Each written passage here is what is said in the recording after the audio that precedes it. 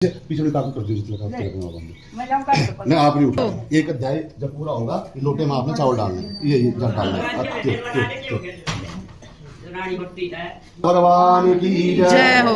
एक बार 88,000 ऋषियों ने गंगा जी में स्नान किया और स्नान करने के पश्चात सारे ऋषि मुनि आकर के बढ़ के पेड़ के नीचे बैठे। सूत जी आप चारों वेदों को जानने वाले हैं, 18 पुराणों के ज्ञाता है, आप एकादशी हमें सुनाओ, क्योंकि बिगर एकादशी के व्रत के महात्म्य के एकादशी के व्रत के बिना मुक्ति होती नहीं है किसी भी जीव की। इसलिए हम इस संसार सागर से मुक्त होना चाहते हैं, तो आप हमें एकादशी कथा सुनाइए। सूत जी कह लगे कि हे ऋषि मुनियों, तुमने संसार की भलाई के लिए बहुत अच्छा प्रश्न किया है, ध्यान देकर सुनो।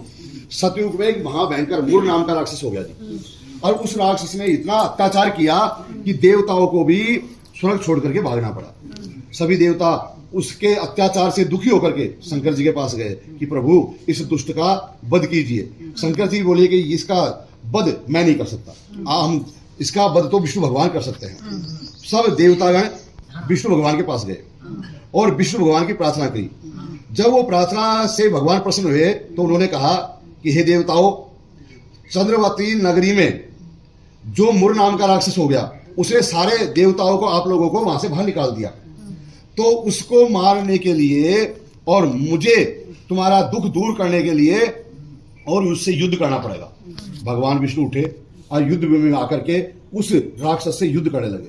कई सालों तक राक्षस से युद्ध करते रहे, परंतु वह राक्षस हार नहीं सका। अंत में भगवान उससे कुश्ती करने लगे, परंतु फिर भी वह भगवान से नहीं हारा, क्योंकि उस राक्षस ने भगवान की भक्ति करके और अनेक प्रकार के वरदान पा रखे थे। तो भगवान क्या किया जी, भगवान बद्रीनाथ के चले गए और वहां एक गुफा में सो गए जी। जैसे पीछे पीछे वो राक्षस भी चला गया, तो सोते हुए भगवान को मारने के लिए तैयार हुआ, तो भगवान के शरीर से एक सुंदर कन्या का जन्म हुआ और उस कन्या ने उस राक्षस को मार दिया। भगवान की आंख खुली तो भगवान ने कहा कि हे कन्या, आप कौन हो?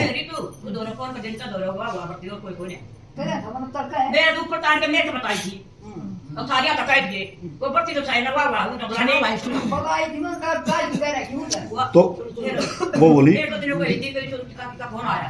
हे प्रभु, मैं आपके शरीर से, आपकी योग माया से ही प्रकट हुई, परंतु तो बोले, भगवान बोले कि हे पुत्री, मैं तुमको आशीर्वाद देता हूं, आज से तुम एकादशी के नाम से जानी जाओगी, और जो तुम्हारा व्रत करेगा उसके घर में दूध, पूत और धन के अथाह भंडार भरे रहेंगे, और अंत में जो मनुष्य एकादशी का व्रत करेगा वह इस संसार सागर से मुक्त होकर के और विमान में बैठ करके स्वर्ग को चला जाएगा।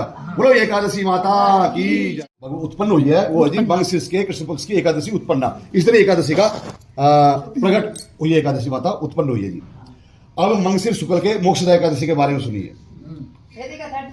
युधिष्ठिर, सूत जी कहने लगे कि युधिष्ठिर ने भगवान कृष्ण से पूछा कि प्रभु आप 26 एकादशियों के नाम बताइए और उनकी कथा भी बताइए, क्योंकि जो भी मनुष्य साल भर तक एकादशी का व्रत करेगा उसके लिए प्रत्येक महीने कथा के बारे में बताइए।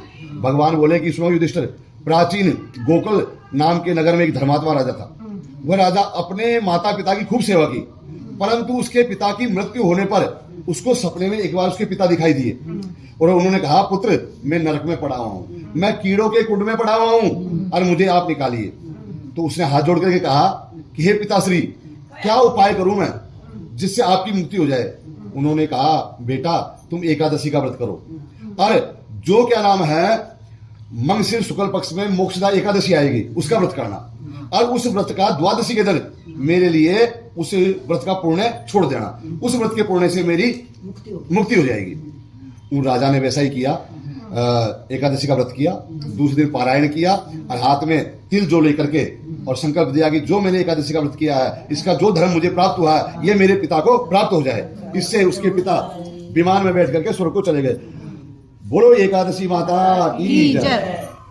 कृष्ण बोले, युधिष्ठिर सुनो, पौष के महीने की एकादशी का नाम सफला एकादशी है।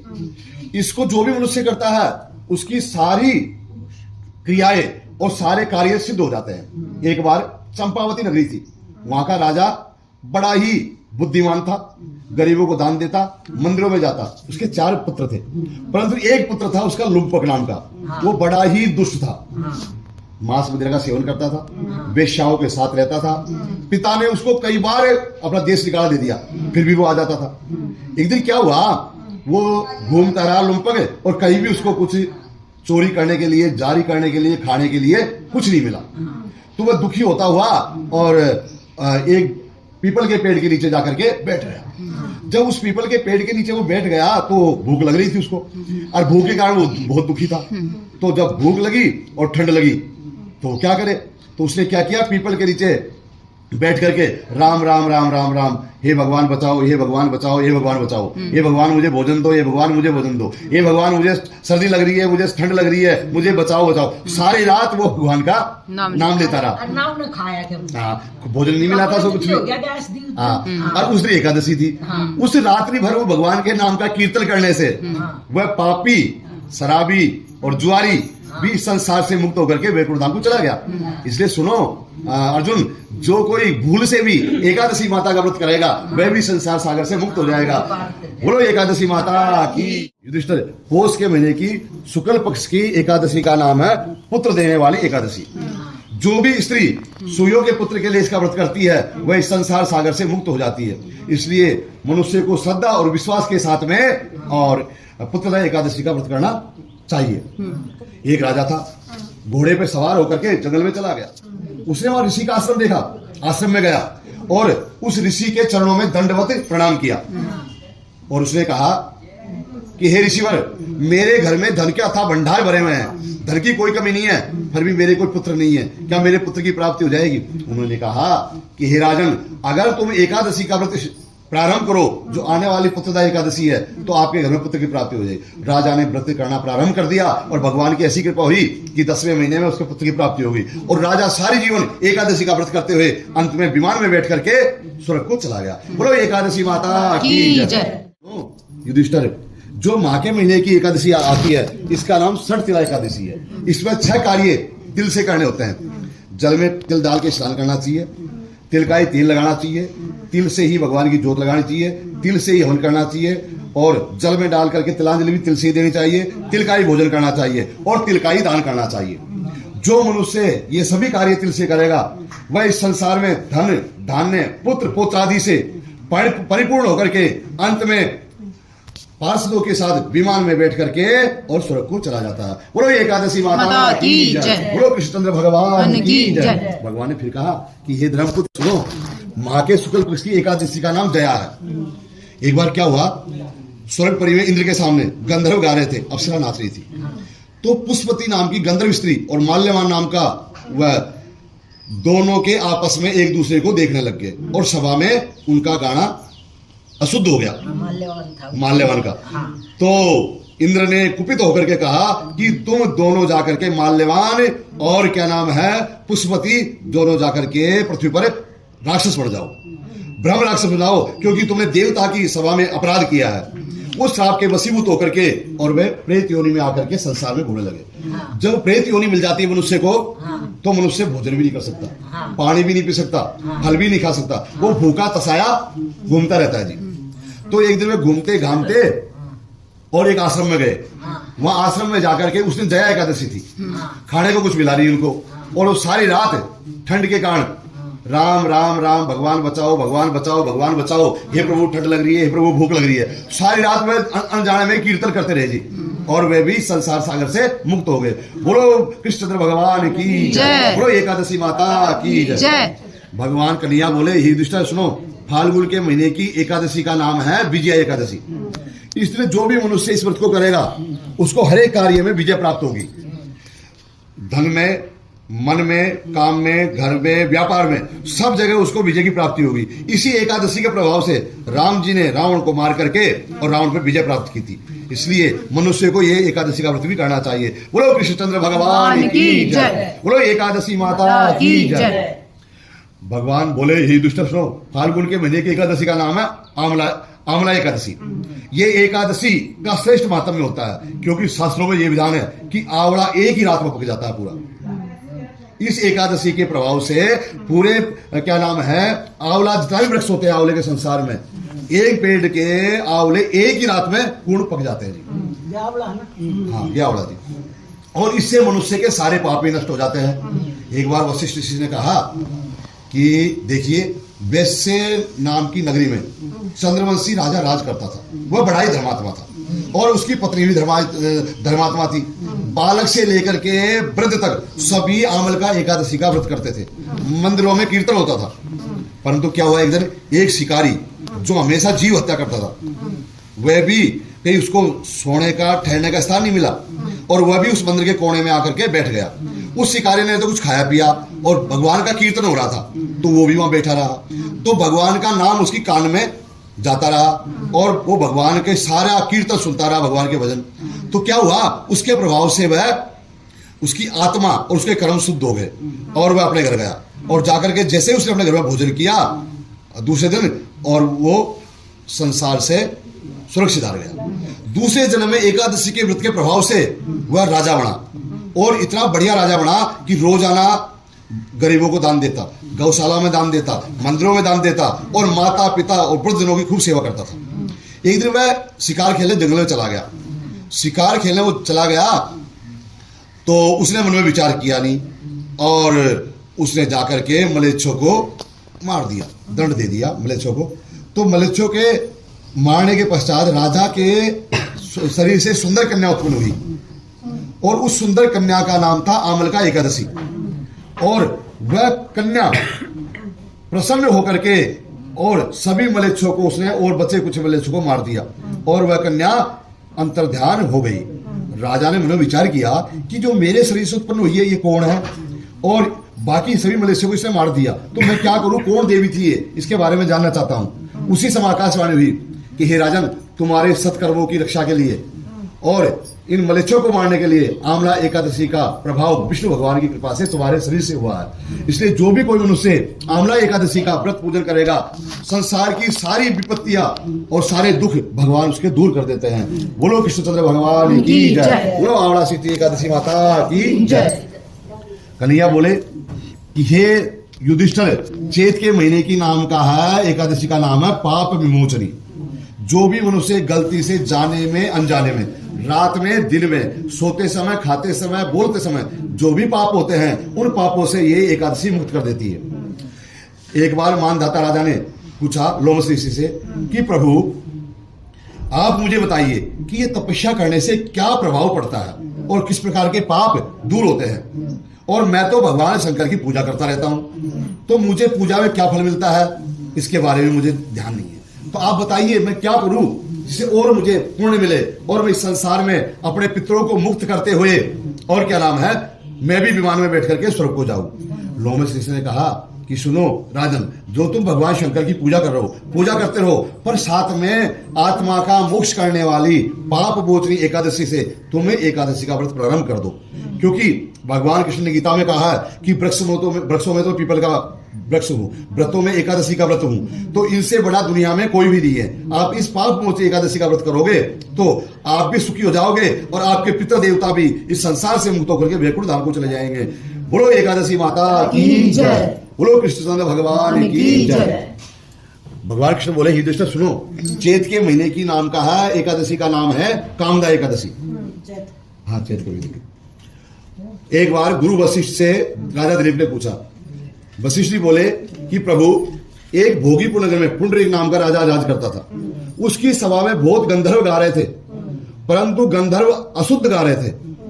तो राजा को क्रोध आया और राजा ने उनको श्राप दे दिया कि तुम मेरी सभा में अशुद्ध गा रहे हो, जाओ तुम राक्षस बन जाओ। उस राजा पुंडरीक के श्राप के कारण वह सभी गंधर्व राक्षस बन गए और वह जंगल में भटकते रहे। भटकते भटकते श्रृंगी ऋषि का आश्रम उनको दिखाई दिया। उस आश्रम में गए, श्रृंगी ऋषि के चरणों में गिरकर रोने लगे कि प्रभु, हमको प्रेत योनि मिली हुई है और हम ये सुंदर फल भी नहीं खा सकते, ये जल भी नहीं पी सकते, और हम प्रेत योनि के कारण दुख पा रहे हैं, भूखे प्यासे घूमते रहते हैं, तो हमारी मुक्ति कैसे होगी, इसके बारे में ऋषिवर आप हमें बताइए। उन्होंने कहा तुमने देवताओं को बहुत बड़ा अपराध किया है और देवताओं के अपराध के कारण तुमको दुख मिला है, परंतु सुनो, इस श्राप से तो आप लोगों को एकादशी माता ही मुक्त कर सकती है। इसलिए आप मेरे आश्रम में रह करके और एकादशी माता का प्रत्येक महीने की दोनों एकादशी का व्रत करो। इस एकादशी का जब पुण्य आपको मिलेगा, उस पुण्य से आपका पाप कटता हुआ चल जाएगा और आप मुक्त हो जाओगे। बोलो एकादशी माता की जय, बोलो कृष्ण कन्हैया लाल की जय। भगवान कृष्ण बोले, यही दृष्टि सुनो, बैसाख शुक्ल की एकादशी का नाम बढ़ोतरी एकादशी है। इस दिन देखिए,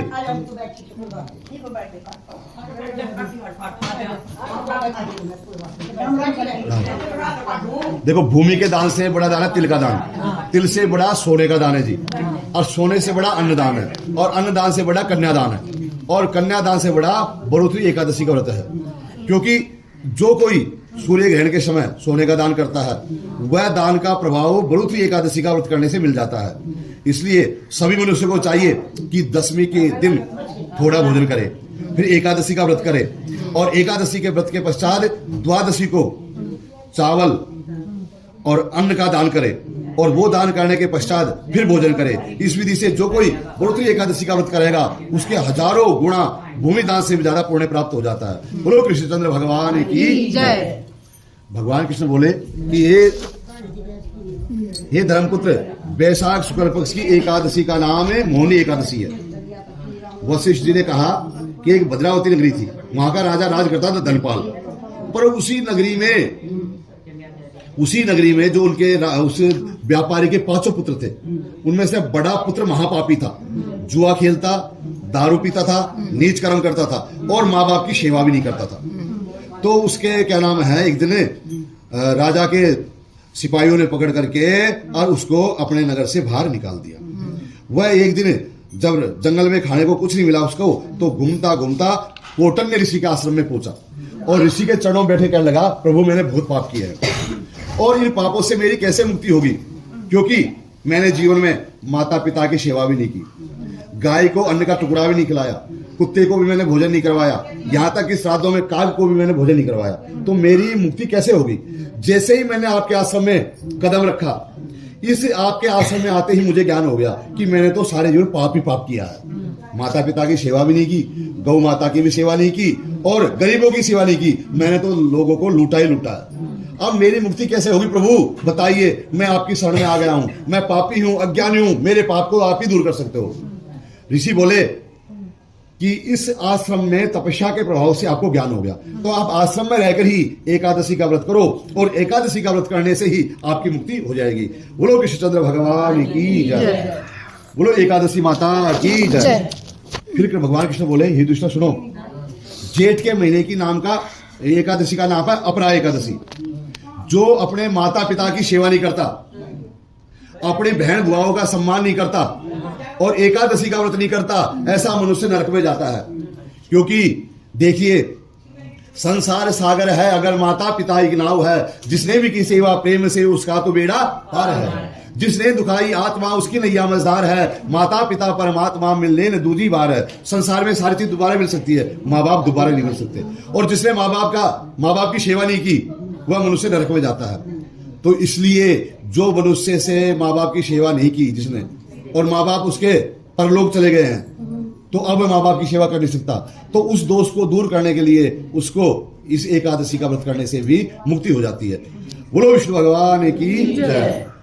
जेठ के महीने की निर्जला एकादशी, एक बार व्यास जी बैठे हुए थे, भीम वहां पे गए और बोले, हे पिताश्री आप बताइए मुझे कि सभी मेरे 500 भाई एकादशी का व्रत कर रहे हैं, और मेरे पे एकादशी का व्रत होता नहीं है साल भर तक, तो प्रभु मैं तो पापी हूं, ये सब तो इस संसार सागर से मुक्त हो जाएंगे, परंतु मेरे पेट में तो अग्नि जलती रहती है, मुझे तो बिगर खाने का रहा ही नहीं जाता।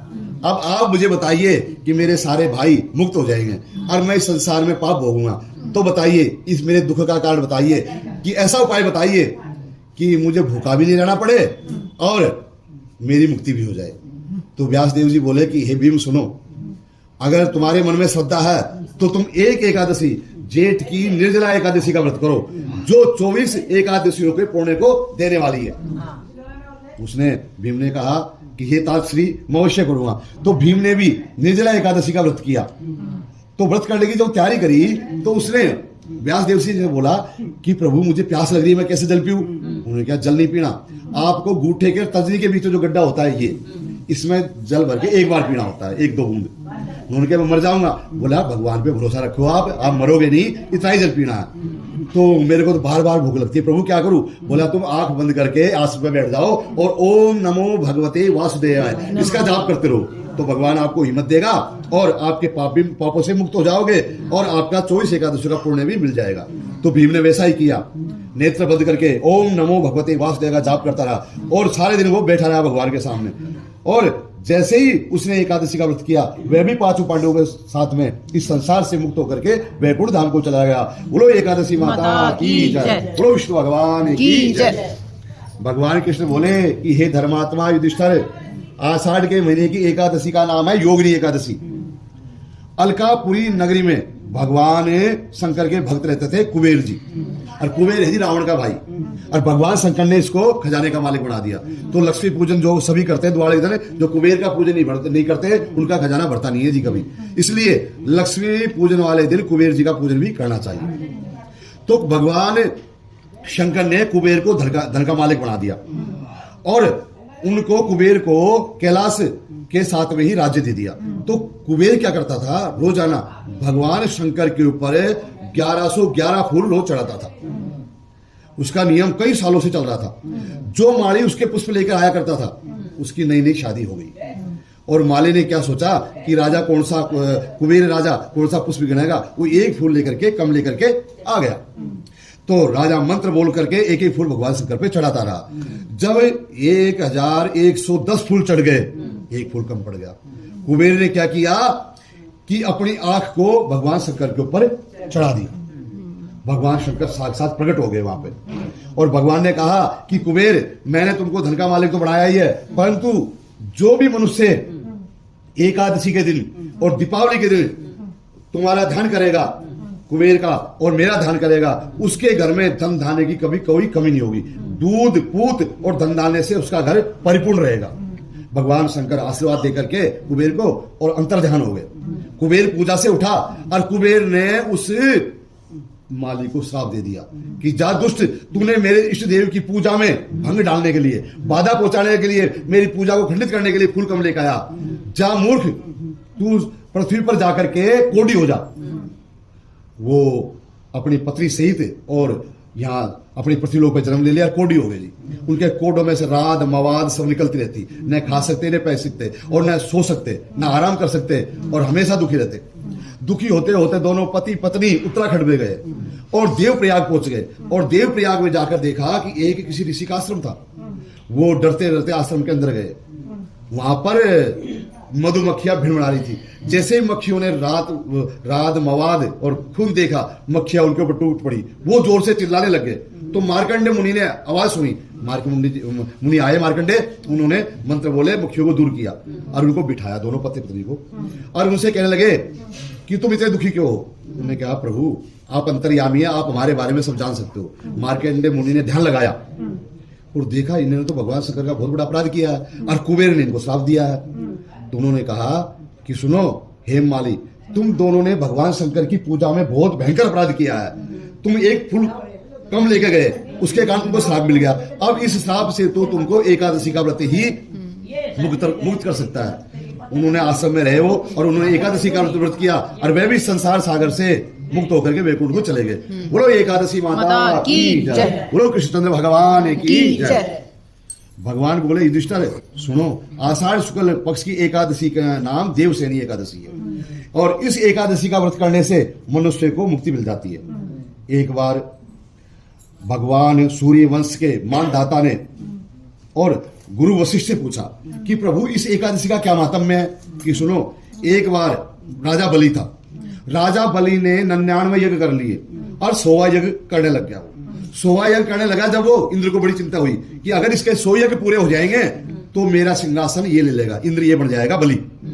वो भागता भागता भगवान विष्णु की शरण लगा और विष्णु से जाकर बोला प्रभु मेरी रक्षा कीजिए, मेरा सिंहासन चला जाएगा, और राजा बलि के 100 यज्ञ अगर पूर्ण हो जाते हैं तो मेरा सिंहासन वो ले लेगा।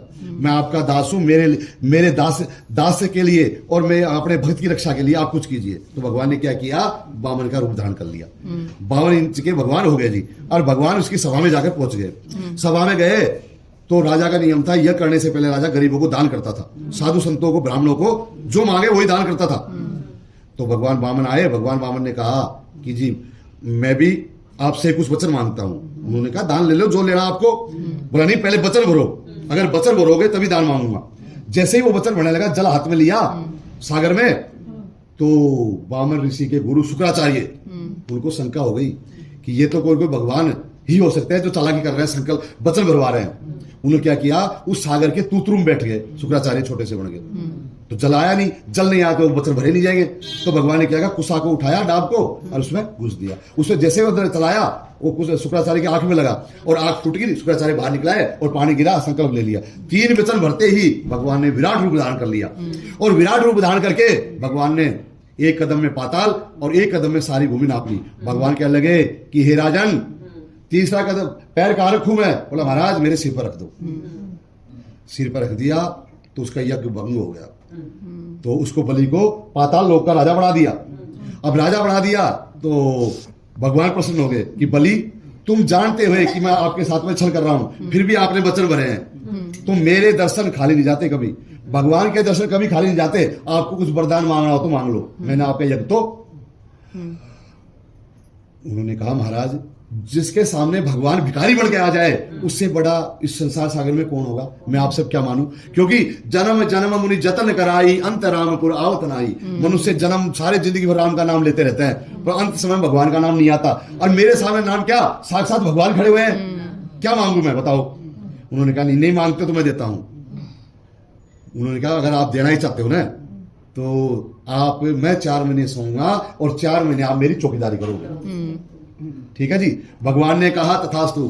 इसलिए भगवान आषाढ़, उतरते आषाढ़ की एकादशी के दिन सो जाते हैं और देवचरी एकादशी में भगवान उठते हैं। जब भगवान 4 महीने सोते हैं तो 4 महीने तक कोई भी ब्याह शादी नहीं होते, केवल भगवान का नाम का जाप होता है। बोलो एकादशी माता की जय, बोलो विष्णु भगवान की जय। भगवान कृष्ण बोले, युधिष्ठिर सुनो, सावन के महीने की एकादशी का नाम कामिका एकादशी है। इस दिन जो कोई मनुष्य अपनी कामना के लिए अन्नदान करता है, वस्त्र का दान करता है, पात्र का दान करता है, गौदान करता है, उसकी सारी मनोकामनाएं पूर्ण होती है और वह भी संसार सागर से मुक्त हो जाता है। बोलो एकादशी माता की जय।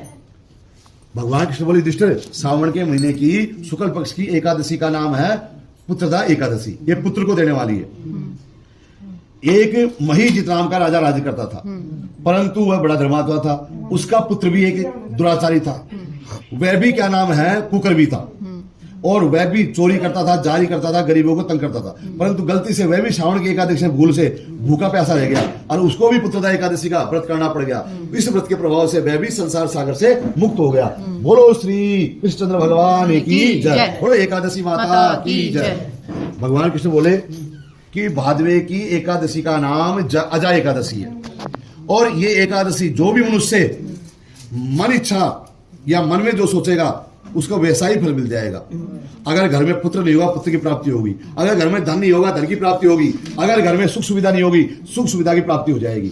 और मनुष्य सारे संकटों से मुक्त होकर के और विमान में बैठ करके अंत समय में एकादशी के प्रताप से और वैकुंठ धाम को चले जाएंगे। बोलो एकादशी माता की जय, बोलो विष्णु भगवान की जय।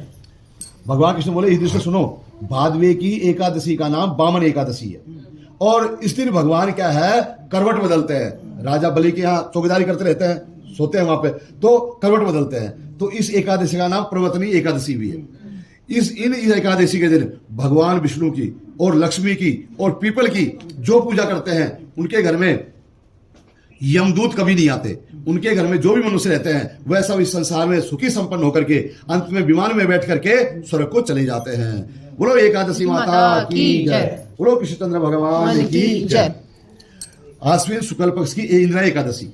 इंदिरा एकादशी के बारे में भगवान ने कहा कि हे युधिष्ठिर सुनो, एक बार नारद ऋषि अनेक लोकों में घूमते घूमते और मनुष्य लोक में आ गए, और यहाँ पर आकर देखा कि यहाँ के सभी मनुष्य दुखी थे। कोई तन दुखी, कोई मन दुखी, कोई धन भी नहीं रहते उदास, और थोड़े थोड़े सब दुखी, सुखी राम का दास। तो एकाध मनुष्य ही संसार में सुखी था और बाकी सभी मनुष्य दुखी थे। तो नारद जी ने यहाँ आकर के सभी मनुष्य से कहा कि देखिए, आप सब लोगों को नरक में जाना पड़ेगा और नरक में दुख होना पड़ेगा, क्योंकि सुनो, जब आदमी इस शरीर को छोड़ देता है तो वो है भगवान के दरबार में जाता है और भगवान उसके जो अच्छे कर्म किए हैं बुरे किए हैं उन कर्मों के अनुसार उसको दंड देते हैं। तो वहां पर भगवान हमको 2.5 फुट का शरीर दे देते हैं। उस 2.5 फुट के शरीर से ही हमें दुख सुख भोगना पड़ता है। देखिए, जो मनुष्य अपने माता पिता की सेवा नहीं करता, गौग्रास नहीं निकालता और भगवान की पूजा नहीं करता और एकादशी का व्रत नहीं करता, ऐसा मनुष्य तो नरक में जाता ही जाता है। उसको कोई नहीं बचा सकता। उसको बचाने का साधन, हे मनुष्यों, मैं नारद ऋषि संसार में भ्रमण करता रहता हूं, उसको बचाने का उपाय एक ही एकादशी का व्रत है। जो भी मनुष्य एकादशी का व्रत करेगा वह सब पापों से मुक्त होकर वैकुंठ धाम को चला जाएगा। बोलो विष्णु भगवान की जय, बोलो एकादशी माता की जय। आश्विन शुक्ल पक्ष की एकादशी का नाम है पासा कुसा एकादशी। ये पासा कुसा का एकादशी का अर्थ होता है कि यम पास से काटना। जब यमराज के दूत आते हैं ना, पापियों को पास में बांध के ले जाते हैं। पास का मतलब होता है रस्सी के फांसे में, जो हम रस्सी का फांसा देते हैं उनमें हमारे हाथ पैर बांध करके लेके जाते हैं। इस संसार के बंधन को काटने वाली एकादशी है। इस व्रत को जो कोई भी व्रत करेगा वह इस संसार सागर से मुक्त होकर के वैकुंठ धाम को चला जाएगा। बोलो लक्ष्मीनारायण भगवान की जय, बोलो एकादशी माता की जय। भगवान कृष्ण बोले, युधिष्ठिर, कार्तिक के महीने की एकादशी का नाम रमा एकादशी है और रमा एकादशी बहुत पुण्य को देने वाली है। एक बार एक मुचकंद नाम का राजा था, उसकी कन्या का नाम था चंद्रभागा और चंद्रभागा का विवाह कर दिया शोभन नाम के राजकुमार के साथ में। परंतु वह शोभन इतना कमजोर था कि उसके शरीर में ताकत ही नहीं थी। वह दोनों, चंद्रभागा और शोभन, दोनों अपने पिता से मिलने के लिए आ गए जी। और उसने एकादशी का व्रत हो गया। तो राजा का नियम था कि राजा भी व्रत करता था और सारी प्रजा भी व्रत करती थी, तो उन दोनों को भी व्रत रहना पड़ा। तो राजा के दामाद ने अपनी पत्नी से कहा कि अगर भारिया मैंने व्रत किया ना तो मेरे तो राम नाम सत्य हो जाएगा। तो उनकी बेटी बोली राजा की कि मेरे पिता का ये संकल्प है कि जो भी हमारी नगरी में रहेगा उसको व्रत तो करना ही पड़ेगा। तो प्रभु आपको व्रत तो करना ही पड़ेगा। उन्होंने व्रत कर लिया जी, और व्रत किया तो ऐसा व्रत किया कि उनके प्राण पखेरु वास्तव में ही उड़ गए जी। वह जब क्या नाम है, उनके प्राण पखेरु उड़ गए और वह उनकी कन्या विधवा हो गई। राजा को बहुत दुख हुआ। राजा ने मन में विचार किया कि एकादशी के व्रत से मेरा अहित हो गया। यह अहित कैसे हुआ? भगवान ऐसा कभी करते नहीं है, परंतु इसमें भगवान ने कुछ अच्छा ही किया होगा। और अपनी पुत्री को उन्होंने कहा, बेटा तुम मेरे राज्य में रहो, तुमको किसी प्रकार की कोई परेशानी नहीं होगी। तो उनके राज्य का ही एक ब्राह्मण, मुचकंद राजा के राज्य का एक ब्राह्मण सोम शर्मा तीर्थ यात्रा पे गया हुआ था जी। जब वो पहाड़ों में तीर्थ यात्रा कर रहा था तो एक आश्रम में पहुंचा। आश्रम में पहुंचा तो आश्रम में देखा कि वो राजा का दामाद ही वहां राजा बन के बैठा हुआ है, शोभन नाम का। उसने पहचान लिया। वो ब्राह्मण बोला कि आप हमारे राजा के दामाद तो नहीं हो। उन्होंने कहा, ब्राह्मण देवता आप मुझे कैसे जानते हो? ब्राह्मण ने कहा कि आपकी शादी में विवाह संस्कार मैं नहीं करवाया था, आपका फेरे भी मैं नहीं करवाए थे आपके, तो मैं आपके चेहरे को अच्छी तरह पहचानता हूं, आप हमारे राजा के दामाद हो। उसने कहा, सही पहचाना आपने, मैं दामाद हूं। बोला, आपको राज्य कैसे मिला? आप तो मर गए थे। ब्राह्मण देवता ने पूछा। उसने कहा राजा के दामाद ने कि उस दिन एकादशी थी और मेरे सारे पाप नष्ट हो गए और भगवान ने मुझे यहाँ का राज्य दे दिया। तो ब्राह्मण बड़ा प्रसन्न हुआ कि हमारे राजा का दामाद हमको मिल गया और हमारी जो राजा की बेटी है वो सुहागणी है। वो प्रसन्न होकर के जल्दी जल्दी तीर्थ यात्रा करके और वो अपने राजा के पास आया। और राजा के पास आकर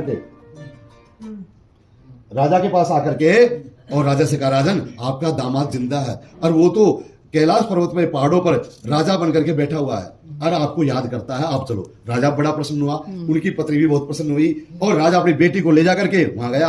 और राजा भी एकादशी का बहुत महात्म्य मानते हुए कि एकादशी माता की कृपा से ही मेरे दामाद को राज्य मिला है और मेरा दामाद सुखी है, अपनी पुत्री को वहीं छोड़ करके और दोनों को एकादशी का व्रत का उपदेश दे करके अपने राज्य में चलाया। बोलो एकादशी माता की जय, बोलो विष्णु भगवान की जय। अब कार्तिक शुक्ल पक्ष की देव प्रबोधनी एकादशी है, जो इस दिन देवता पाताल लोक से भगवान उठते हैं।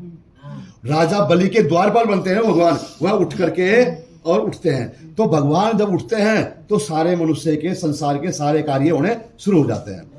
और इस दिन जो इस एकादशी का व्रत करते हैं वह मनुष्य संसार में दुख, संकट और विघ्न बाधा से मुक्त हो जाते हैं और इस संसार में सुख होकर के पुत्र पोत्रादि और सुख शांति के साथ में एकादशी के प्रभाव से दीप दान करते हुए और भगवान का आशीर्वाद प्राप्त करके और मोक्ष को प्राप्त हो जाते हैं। बोलो एकादशी माता की जय। ओम पूर्णमदः पूर्णात् पूर्णमुदच्यते पूर्णस्य पूर्णमादाय पूर्णमेवावशिष्यते। हाँ जी होगी जी। रुको जी रुको, एक आदेश मानते हुए क्या था जी, पहले राजा था, राजा अम्बरीश का व्रत करता था और द्वादशी के दिन खूब गरीबों को खूब दान करता था, ब्राह्मणों को भोजन करवाता था, गौशाला में दान देता था, मंदिरों में दान देता था। परंतु हुआ क्या जी, एक दिन क्या हुआ कि दुर्वासा ऋषि आ गए उनके राज्य में। अब दुर्वासा ऋषि ने आकर के और क्या कि महाराज हम आपके नगरी में आ गए हैं और आपके यहाँ भोजन करेंगे। तो राजा ने कहा जी मैं खाना बनवा देता हूँ। उन्होंने राजा का भोजन बनवा दिया जी। अब राजा का भोजन बनवा दिया तो राजा ने उनसे कहा कि ऋषिवर आप नहाए धोई कर लो, नहा लो, आप स्नान कर लो।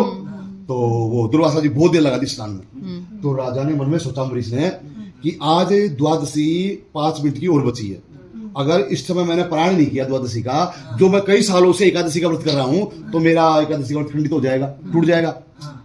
अरे अगर ऋषि वरों से पहले भोजन कर लेता हूं तो इनका अपमान हो जाएगा। और दुर्वासा ऋषि तो वैसे ही क्रोधी है। तो उन्होंने क्या किया जी, अंदर गए रजवाड़े में, रानी से कहा कि रानी मुझे सलाह दो आप, मैं तो धर्म दुजा में फंसा हुआ हूं और इस धर्म हिंसा में कैसे बचूं मैं, मुझे बताइए आप। रानी ने कहा कि सुनो, ऋषि का भी अपमान नहीं हो और आपका व्रत भी खंडित नहीं होगा। आप ऐसा करो, एक चावल का दाना लो, एक तुलसी का पत्ता लो और गंगा जल लेकर के आचमन कर लो, ठीक है, तो आपका व्रत भी खंडित नहीं होगा और उस ऋषि का भी अपमान नहीं होगा। जैसे ही राजा ने ऐसे किया, दुर्वासा जी को पता लग गया। बोले लाओ राजा, जब नाका आ गए भोजन दो। तो भोजन लगवा दिया जी। बोला राजा आप भी भोजन करो। महाराज मैं तो भोजन नहीं करूंगा अभी। बोला क्यों नहीं करोगे? बोला मैं 5-7 मिनट पीछे करूंगा। बोला क्यों? बोला मैंने वो खोल लिया व्रत, तो अभी ऊपर नीचे खाऊंगा, अभी त्रयोदशी में खाऊंगा, द्वादशी में नहीं खाऊंगा, द्वादशी में खा लिया, बस जल लिया आत्मा है। और श्राप देने लग गया जिनको कि राजन तूने हमारा अपमान कर दिया, मैं श्राप देता हूँ। श्राप देने की जैसे ही बारी आई, भगवान का सुदर्शन चक्र उसके पीछे लग गया जी।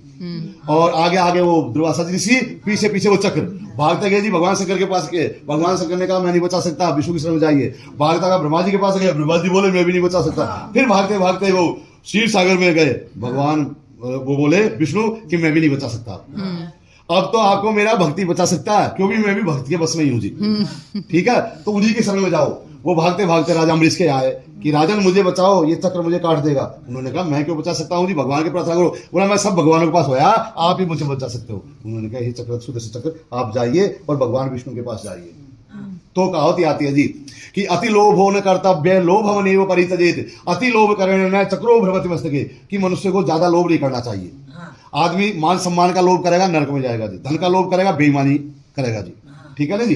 तो लोभ नहीं करना चाहिए। पर गृहस्थी को क्या है जी, अति लोभ हो न कर्तव्य लोभ नैव परित्यजेत, अति लोभ करेण न चक्रो भ्रमति मस्तके। जो आदमी ज्यादा लोभ करता है ना, उसके चक्र बंधा रहता है जी दिमाग पे, वो विष्णु का चक्र। उसको 24 घंटे ध्यान रहेगा, कहाँ बेईमानी करूं, कहाँ चालाकी करूं, कहाँ से पैसा आए, दिमाग उसको शांति नहीं मिलेगी जी। इसलिए ज्यादा क्या नाम है, लालच धन का भी नहीं करना चाहिए और सुख शांति समृद्धि का भी नहीं करना। भगवान का भजन मांगना चाहिए, भगवान से मांगो तो। इसलिए एकादशी का जो भी व्रत करेगा ना, वो इस संसार में सुखी संपन्न होगा और अंत में विमान में बैठ करके स्वर्ग धाम को चला जाएगा।